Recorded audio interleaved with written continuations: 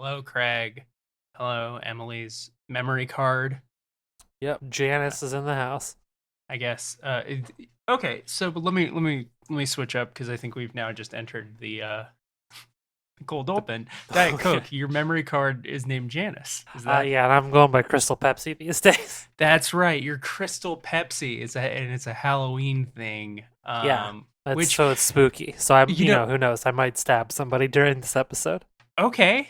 I mean, this episode will come out probably sometime close to Halloween. So Also, that. if I'm being, I feel like it's dishonest Uh-huh. to pretend it is the time of release and not the time that you're recording. You know what I mean? I mean, yeah, it is September 29th. Yes, that is what today is, and this is me being ready for Halloween. I'm Crystal Pepsi now. You've been Crystal Pepsi for what? It's been a while, like a It's week. been like a week and a half, yeah, on Twitter. Yeah. Because you definitely weren't Crystal Pepsi last time we recorded. Anyway, your memory card's named Janet. Janice. Janice. Yeah. Is there a reason for that, or is just a Um, fun thing? After the events of the sitcom Friends, the character Janice, this is Friends EU. The Okay. character Janice, um, so heartbroken. In those Um, Timothy Zahn novels that they released about yeah, Friends. exactly. Yeah, Yeah, yeah. exactly. Janice, in her heartbreak upon realizing that Chandler is married and I think maybe has kids, Mm-hmm. she's never So ever gonna get him back. So in a moment of weakness, she threw herself off the Brooklyn Bridge. But she had in her purse, she had a digital camera with a memory card in it. And at the same time that she was jumping off the Brooklyn Bridge, a big corporation was illegally dumping some toxic waste, some like radioactive toxic waste, into the Hudson, I think is that river. mm-hmm. Mm-hmm. Mm-hmm. Um, and so when Janice hit the water, the radioactive toxic waste both kept her soul alive and also provided a conduit for her to enter the memory card. Um, and also it encased it in this it sort of instantly hardened into the substance to keep it airtight so the water didn't damage the memory card either. And then obviously that washed ashore a couple months later in one of the Carolinas, and it just sort of bounced in between, thrift stores and eBay pages of people selling memory cards until finally it Uh-huh. arrived in my possession. So this is the character Janice from Friends.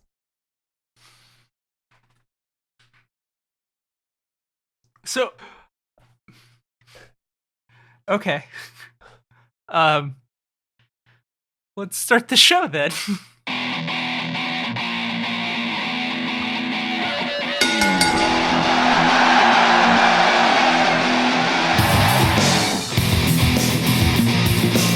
Welcome to the Big Mash Minute. This is the show where myself, Crystal Pepsi, and my wonderful co-host, Lilith. Yeah, that's yeah, I where didn't we know you were. It's not usually how we do it. I actually just forgot your name for a second. Oh, you bitch! All right. That's And not sorry, I true. don't It's have a not true. cool Halloween name. That's right. Crystal Pepsi is here. Crystal Pepsi is on the scene, and what we are doing is we are breaking down the Firefly Funhouse match from WrestleMania 36, minute by minute, and we're on minute 18, as they say in France. 18. That's For correct. those of you who are not in France. Yeah, Hello to all of our French listeners. All zero of you. that last bit was for you, Eloise. No, the French listeners. Oh, okay. Eloise. Yes. That's a French name, right? Looks French. You fucking moron. So I would like to start off. Hey, listeners, you come over here. Diet Coke. Sorry, Crystal Pepsi. Give me a second, listeners. I'm gonna make a quick bet with you. Okay. I'm just gonna like tune out for a second, I guess. I am about to ask Crystal Pepsi a question And if her answer is no, that means that all of you have to go and tweet about the podcast, every single one of you who's listening to this, or if you don't use Twitter because you've made wise decisions, just use whatever preferred social media outlet to spread the word about this podcast. But only if Crystal Pepsi answers this question no. Okay, Crystal Pepsi, he can come What's back up? in. Yeah, Hey, what's up? So, Crystal Pepsi, previously off the air, you and I had discussed a little bit of kind of an extracurricular, because I wanted to sink my teeth into the kind of the works of John Cena, and I suggested, because I had recently seen it, a match between JBL and John Cena at Judgment Day 2005. Now, did you watch this match?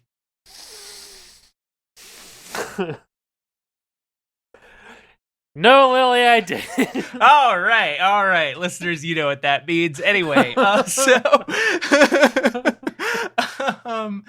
in this, it's got my ass. I wanted to show this match because it's not necessarily a John Cena. He wasn't a heel back then. He's not a heel now.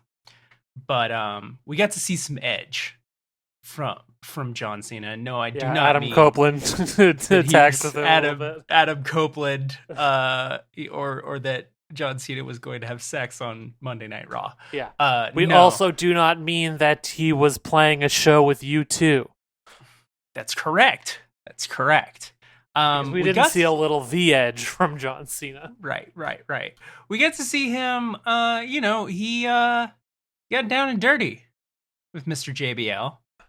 It was an I Quit match. So they did have sex in the ring. Shut up. Well, I will say, there was quite an exchange of bodily fluids. Do you remember the scene in, I think it's the first Blade movie, where a cop is trying to relate to a vamp? It might have been an episode of the X-Files and not Blade. A cop is trying to relate to a vampire he's interrogating by being like, hey, I get it. Drinking each other's blood's fucking hot.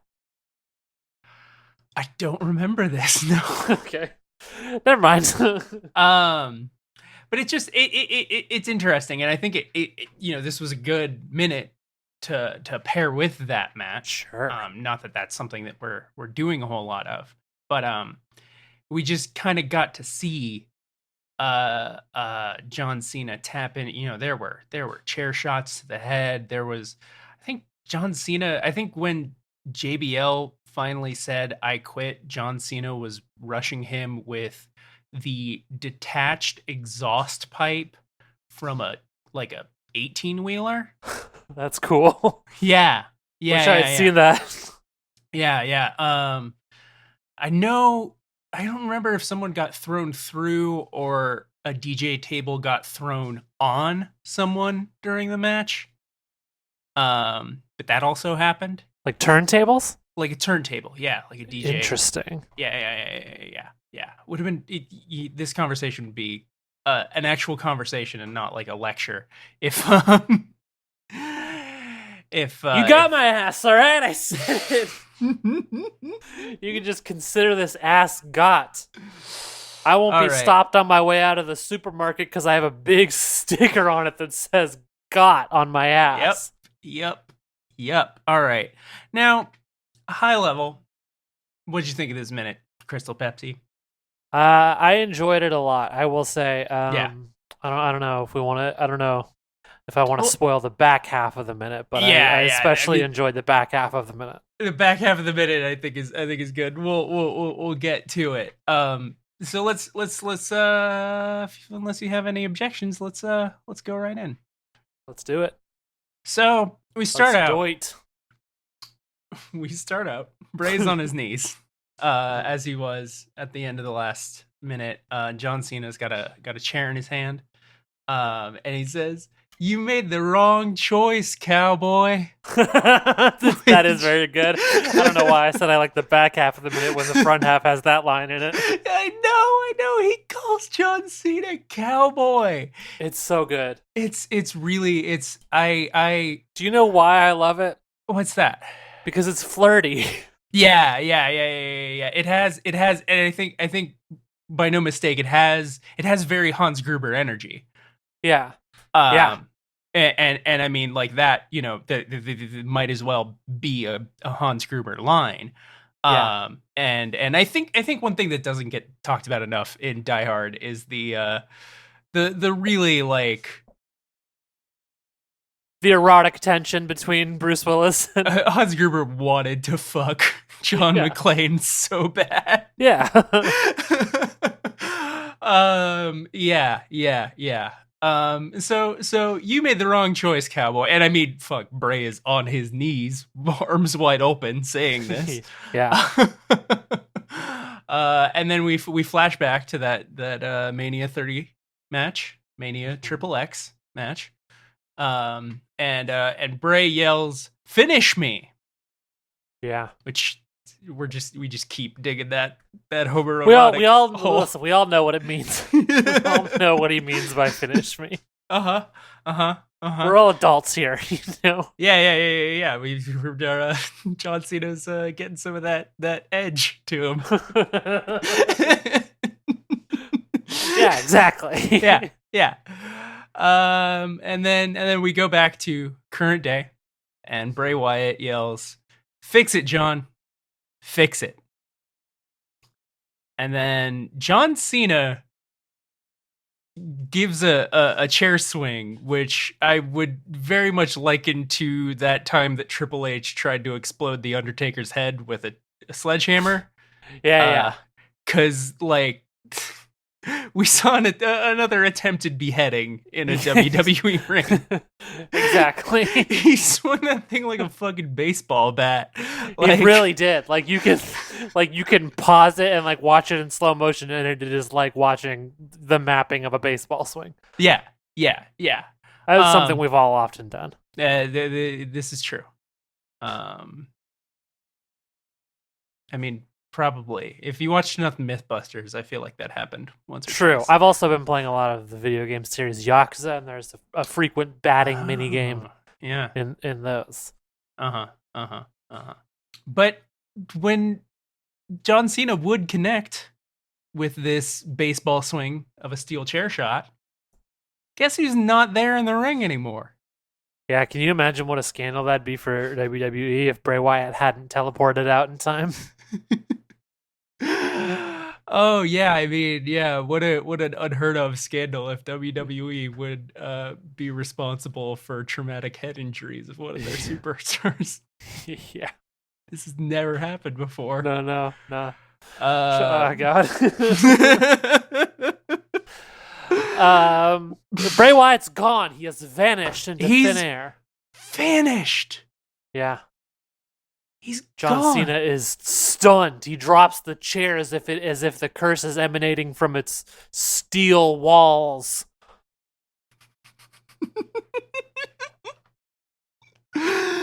Yeah. And now I think this is what you were real excited about. What happens next, Diet Coke? My name is Crystal Pepsi. Right. Crystal Pepsi. What happens next? What happens next is the WWC's W. That's right. That was their website back in the day. Yeah. The WCW Monday Night Nitro intro happens. Did you? I know both of us are. You got into wrestling a lot earlier than I did. Well, I was into wrestling as a kid, and then I had a long gap, and then I got into wrestling again as an adult. Both of those happened before you did. Right. Now, was Nitro, would that have ever been in your diet? No. Well, see, Nitro was on when I was a kid watching wrestling, but I was a kid in the 90s. I was like an 8-year-old kid in the 90s watching wrestling, so of course I was a huge mark, and I was a fiercely loyal WWF mark, in fact. Okay. Which is why I never watched Nitro at the time. No, I have gone back and watched it a little as an adult, but no, I did not watch it when it was on at all. I considered it the enemy. Listen, if I had been watching wrestling as a kid, I would have been some kind of mark. I couldn't tell you for sure which one. But I mean, I think it just came down to WWF had Mick Foley at the time that I was watching wrestling. Okay, well that is the correct and hey, Eric Bischoff tried to ruin Mick Foley's big night. It's true. That is true. Now, tried and failed, I might say. Tried and failed. Yeah. That is one of those classic, kind of blew up. Foiled by Foley. Yeah. Well, listen. Who among us hasn't been foiled by a Foley? Shut up. I remember the time that Dude Love just came in, stole my girlfriend, stole my sandwich. I was just about to say that he stole my sandwich. I feel like Dude Love steals a sandwich. Cactus Jack steals a girlfriend. Yeah. I mean, listen, if someone's gonna steal a girlfriend, it's fucking Cactus Jack. Have I talked to you about how I think that young Mick Foley's kind of hot? Oh. Like, I'm a lesbian, but like I think. I don't mean to accuse you of anything. Yeah, I think you're a lesbian except wrestlers, because that does seem to be the common thread. Well, see, and here's the thing: every single man that you're attracted to is a wrestler. Yeah, because they're completely unattainable, and my attraction can be entirely in theory. And that is also how my attraction to men works. Yeah, I just don't go for wrestlers as firmly as you do. Yeah, but like young Mick Foley could get it. Not from me. But like, he could get it. I love Mick Foley. I adore Mick Foley, but I do not see him that way. I'm sorry. Here's the thing. I feel like most people haven't seen the kind of young Mick Foley that I'm. Oh no, I have. I've seen him when he's like young and hot, but he's just. I don't know. There's still a certain part of him that just looks like a goof, you know. Well, I Kevin Owens is also on my list, so True. Like I'm not. That's not a disqualifying factor. And honestly, I don't know what I'm complaining about. Rick Moranis has been on my list at certain points in my life. Rick Moranis has an appeal, all right? All right, I know. Hey, you know what? I can't judge. Now, speaking of Eric Bischoff, who we brought up like 5 minutes ago. Yeah. Eric Bischoff may be the least hot man. Oh my god! At no point in his entire life has Eric Bischoff been hot. No. So after the WCW Nitro intro, we see Bray coming out to the ring, and we're flashing back in between clips of Bray Wyatt and Eric Bischoff, and Bray Wyatt is wearing Eric Bischoff's like NWO WCW gear. Yeah. Because WCW was just the NWO show at this point. And Bray Wyatt is doing something that I think WWE doesn't do it often enough during the pandemic era now, which is mugging to an empty crowd. Yeah. They've been taking steps to like curtail that kind of. Did you remember that Stone Cold segment from like a week after lockdown started? I treasure that segment. It's so fucking good when Byron is just yelling back at Stone Cold from the announce desk. Yes. That's good as hell. It's so good. But Bray Wyatt, he's mugging to just not even just an empty crowd. It's just darkness beyond the ropes. Yeah, and he's doing a very over the top impression of a very over the top character. Oh yeah. If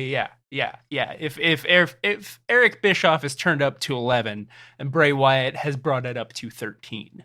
Yeah. And it's so good. It's so good. Insane, like off the charts little bitch energy. Yeah. And made even better by, like we're talking about, He's mugging to an empty crowd. He says, Yeah. I love you too. I love you too. It's so unnerving. It's so good. Like, despite the so many layers of obvious fiction from which we are looking at this, Right. it's just like you just believe, yes, this is a person with a broken brain when you're watching Bray Wyatt here. Yeah.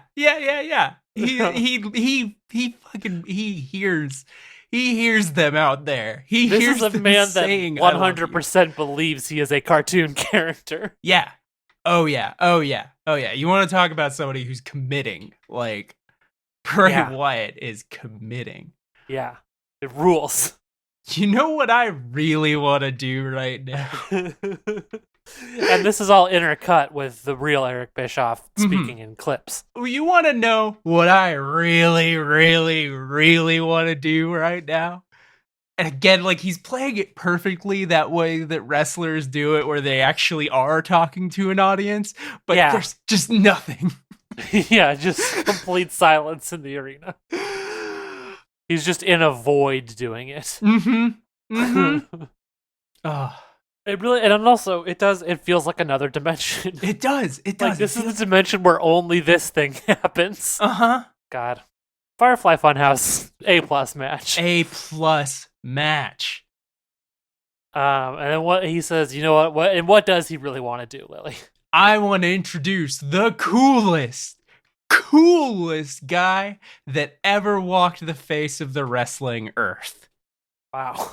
The wrestling earth. Yeah, I know. The wrestling that ever walked the face of the wrestling. I like that Bischoff had to, like, qualify that. Yeah. It's like they're cool. Look, listen. Outside of wrestling, there are cooler people than him, obviously. I'm braggadocious, but come on. This isn't Miles Davis walking through here, you know? Holy shit, Miles Davis has defected to Nitro. My God, Miles Davis with a chair. He's rushing in. Give it up for John Cena. Yeah. And then we get, like, literally a frame of a recreation of the WCW set. Yeah. And that's the end of the minute. Hey, can I say something that was a catchphrase on one of my shows past and is quickly becoming a catchphrase of mine again? Yeah, sure. This is a good minute. It's a good ass minute. You know, we've talked about this before. They are doing a Hogan thing with John Cena. Yeah. They're you know, they were doing, like, the Saturday Night Heat promo with Bray Wyatt taking the Macho Man role. Yeah. And that was good. And now, you know, we're taking the next step. Like, and it's so perfect because it's like, you know, we'll get to this more in the next minute, but, like, the NWO was like the hottest thing in the wrestling business. Yeah. And then Hulk Hogan was just like, well, what about me, brother? I want to be part of that. I love a casual Hulk Hogan impression.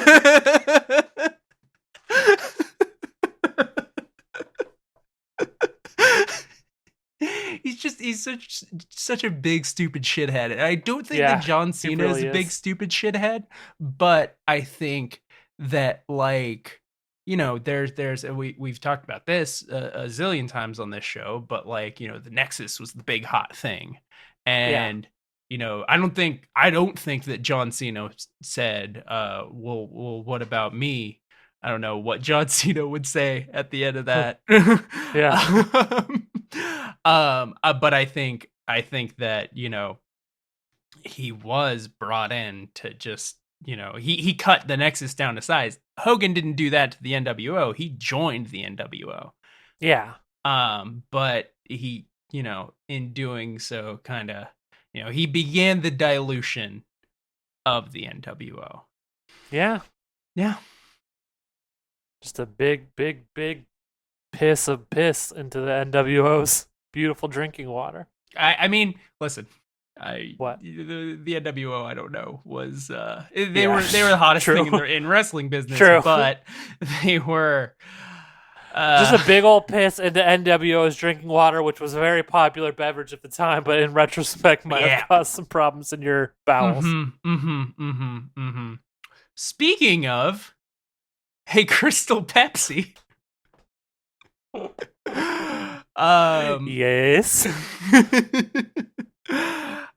You know, one of the problems that could happen in the bowels from drinking too much of an outdated drink. This is such a gross setup. I know.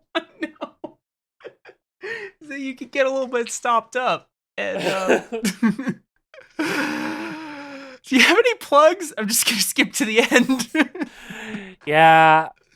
Go to dietcoke.cool if you want to find my Twitch page. You can follow me everywhere at Very Cool Emily. I got some other podcasts. You can find them if you go to my Twitter. They're all linked there. Yeah. I talk about the Super Mario Brothers movie on one of them. I talk about Godzilla on one of them. I talk about Dunstan Checks In, unfortunately, on one of them. Yeah. And can I say, Diet Coke, your streams Crystal are, Pepsi. Crystal Pepsi, your streams are delightful. Thank they you. are. I haven't done one in a while because I've been having some hard drive issues. Yeah. I know, like the you were doing Luigi's Mansion for a while there. Yeah, I would like to pick that up again. Yeah. I enjoyed that. My girlfriend very much enjoyed that because it's one of her favorite games. Diet Coke streams or I don't know if any of your VODs are still up, but you can go. Maybe you can go catch some of those VODs. But all the streams are fucking fantastic. So keep your eye on dietcoke.cool. Which is where you go. Dietcoke.cool, of course, is where you go if you want to see Crystal Pepsi do a Twitch stream. So you can go to ghostpuncher.net to see hell yeah you can what I'm doing on the internet. I make a podcast called Ghost Puncher Core. I used to make a webcomic called Ghost Puncher. It's kind of on an indefinite hiatus, but both of them now have kind of a new home on the internet. The new Ghost Puncher website, which just finished today as of time of recording. Hell yeah. Go check that out, ghostpuncher.net. It's real cool. Other than that, that's it. That's where you can find me on the internet. Cool. Crystal Pepsi. As we all know, unfortunately, in 2004, the drink that makes your namesake was discontinued. In 2004? Is that not right? I thought Crystal Pepsi was around in like the late 80s, early 90s, I thought. And then briefly recontinued recently. You're thinking about Pepsi Blue. I'm thinking of Pepsi Blue. Fucking hell. Okay, good. Right. Great. Sorry. I do also love Pepsi Blue. In fact, I would say I love Pepsi Blue more than I love Crystal Pepsi. But I love them both. I have love in my heart for both those drinks. I do not currently have a lot of love in my heart for Crystal Pepsi at this exact moment. I don't see how that was my fault, that last part. It's just kind of a symptom of the larger problem of your fucking monikers making existing on the internet as one of your frequent collaborators with the most difficult fucking things on the planet. That's my brand, baby. Just being difficult and kind of just a chore of a human being. Yeah. If I were to end this podcast, perhaps permanently, do we have some kind of phrase that we always use to signify that this podcast is over? No.